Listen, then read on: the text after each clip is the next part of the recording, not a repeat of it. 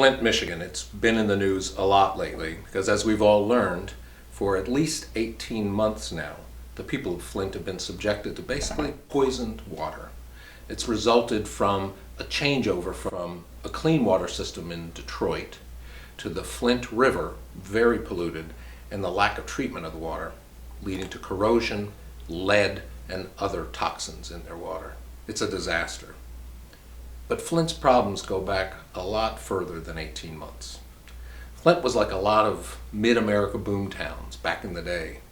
Think of Reading, Pennsylvania, Pittsburgh, Gary, Indiana, places like that. And Flint had its ascendance as a manufacturing center for the auto industry and auto parts.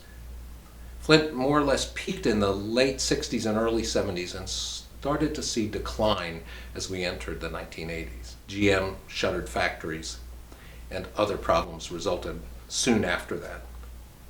So much so that now Flint is nothing like it was in its heyday. Now this reminds us of the first issue around economic growth, which is that focus obscures many problems in particular communities. That just looking at whether or not our nation's GDP is growing can completely overlook whole communities like Flint. Flint has shrunk by half over the last 4 decades, while our economy was increasing fourfold. 200,000 to less than 100,000 people now.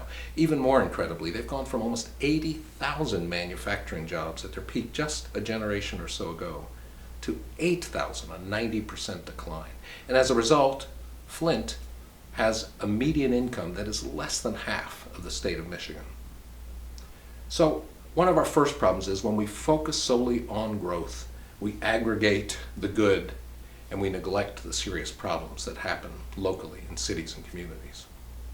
Second issue, this focus on growth also includes the way we measure success, and we measure it as short-term profits on corporate balance sheets.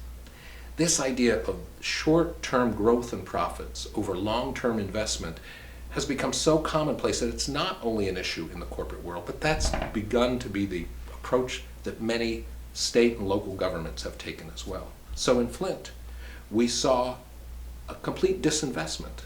We saw disinvestment in the manufacturing sector, in the training for people there, in the downtown area where buildings and basic infrastructure was declining, and most notably in their water system. And this disinvestment means real problems for real people. Short-term growth and profits over long-term investment in people and the community is a bad idea.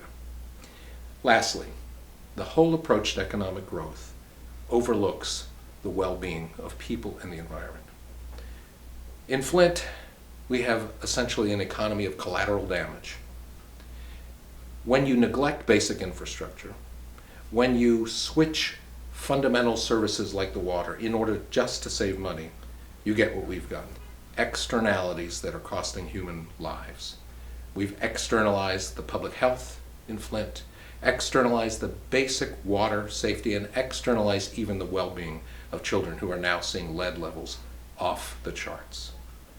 These are all externalized in terms of the cost of doing business, but they're real costs hurting real people. And Lord knows, over the long haul, fixing those problems will cost a lot more than it would have to preclude them in the first place. We hope our best for the people of Flint, and we're excited to see that many folks are now taking up their cause. But we're going to need to address, for Flint and for our country, the more fundamental problems that go along with this economic focus on growth and the allowance of a collateral damage economy that creates these kinds of externalized problems. Thanks, and we'll see you next time.